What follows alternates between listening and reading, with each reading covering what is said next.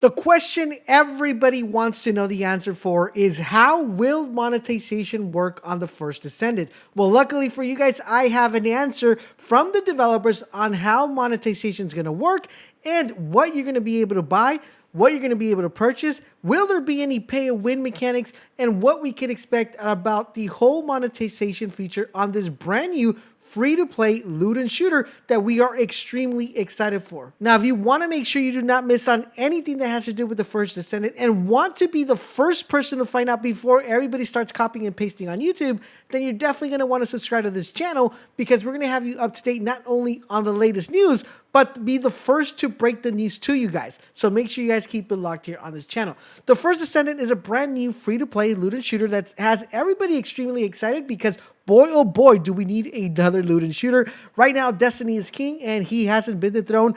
We're hoping the First Descendant might do a little bit of a dent when it comes to that. But with that being said, let's talk about monetization. So as you guys notice, one of the biggest downfalls when it comes to free-to-play games is the monetization, because not only are we as consumers not really happy when we have to pay for something to get a heads up in the game or to get an advantage of the game, but the company also needs to make money in order to keep the game active and alive. Now, that being one of the most important questions, recently this question was posed to one of the developing teams about the First Descendant. How are you approaching monetization for the First Descendant as a free-to-play game? Will you charge for specific characters, stages, or gears? Now, the reason this question is getting posed is because Nexon, the company that's actually behind this game, does have an extensive history on free-to-play games and a lot of monetizations in their games. So a lot of us are a little bit nervous that this monetization feature will be part of the First Descendant. But luckily for us, I am extremely excited on their response. And we're going to talk a little bit more about the response, but I want to give you the exact quote of what was said. Lee Bom Jung answered the following. He said, "I believe that many players are curious and concerned about this, since we have been running on the same track and direction since the beginning of development. We were surprised to see that after our game reveal, many players were concerned about the excessive pay-to-win aspect of next-gen games." Yes, guys, we were extremely concerned. He says, "Ultimately, we aspire not to pursue exclusive pay-to-win aspects. The monetization model will also not deviate significantly from games of the same genre. Paid products will indeed exist, but the characters, equipment, and stages that are needed for gameplay and progress in the game can be earned throughout gameplay." That is the exact quote. Now let's go ahead and extrapolate just a little bit about this comment that was said. The first thing is, of course, they are aware that, us people here in the US are a little bit concerned about how the monetization features, because we have had bad apples. As you guys know, there have been a lot of companies that have either taken this whole pay-to-win mechanic all the way to the extent, Diablo Immortal, or there has been other games that have done it just about right, where you're kind of not really feeling the pay-to-win aspect like Destiny, but there is still a lot of microtransactions happening in the back end. Of course, if you want to look cooler, if you want to get certain loot, certain gear that looks a little bit different, little cosmetics here and there, then they do it right, and people still go ahead and purchase the game. Just a quick example, even though one of the most notorious games for a bad apple aspect has done millions and millions of dollars with just monetization features. Now, with that being said, I'm glad that they are aware of that, and they actually are answering this question with that in mind, knowing us that as USA players are not too familiar, or not, I want to say familiar, but not too accustomed to this whole mobile game monetization features that a lot of the Asian developers work in.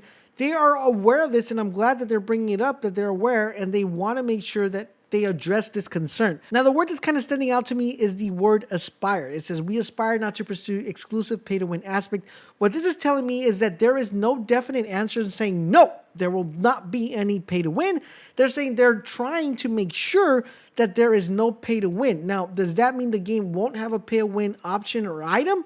As of right now, we're going to leave that in a little bit of a question mark, but I'm kind of leaning more to the fact that since they're aware that we're a little bit worried about that might not be the case at launch, but it doesn't mean that that won't come in any form of the way. Of course, we're going to have our scope and our radar beaming down, making sure whatever happens, if there's any pay to win, we will let you guys know. And you know where you're going to hear that first? Right here on this channel. So make sure you subscribe. Now, they also say the monetization model will also not deviate, keyword here, deviate significantly from games of the same genre. That means that they're going to take replications of what other games are using monetization features. The two I could probably think of that have done a really phenomenal job, maybe Destiny did an okay job at the beginning, but now it has it down to a T. And of course, Warframe, where there is monetization features happening, but the community is content with those monetization features. They don't feel like they're being forced to purchase items to get a upper hand in the game, or to get better loot, or get better rewards, or to access certain levels or certain features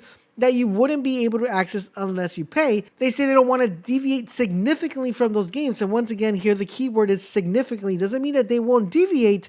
It just means that they won't deviate significantly to the extent where you're going to be able to notice it. It's going to be popping in your eyes. But once again, highlighting the keyword significantly. Now, the cool thing here is they actually tell us exactly what are going to be the paid products that are currently existing in the game. Keyword here, currently. So the way we know this is kind of by just subtracting what they said will not be existing paid products. That is characters, equipment, and stages. So that means cosmetic items.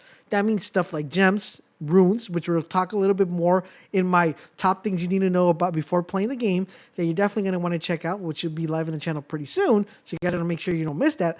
And of course, other cosmetic items like weapon skins and a few other things I really can't mention just yet, but I will be mentioning pretty soon about stuff that you're going to be able to purchase within the game when the game gets released. Now, the thing that has us really excited is you won't have to wait too long to actually feel what this game feels like when you're playing it, or to actually see what these monetization features look like, because there will be a open beta coming very soon, October the 20th to the 26th. So you guys got to make sure you sign up if you haven't signed up already. Link is down below. But you also got to make sure you subscribe to this channel so you guys won't miss any of the information, because boy, do we have a ton of information coming your way.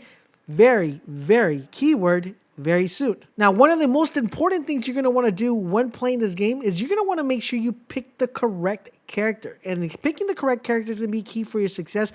So you're definitely going to want to check out this video that's popping up right now on the screen, going over all the characters that are available on the First Descendant. In addition to that, you might want to check out this video that's probably live already on 10 things you need to know before playing the game that should get you excited for when the game gets released. I hope you guys are enjoying our content here at the channel. You are doing me a huge favor, guys. Drop a comment, drop a like. But most importantly, subscribe to the channel, turn on all your notifications so you guys won't miss when our videos go live.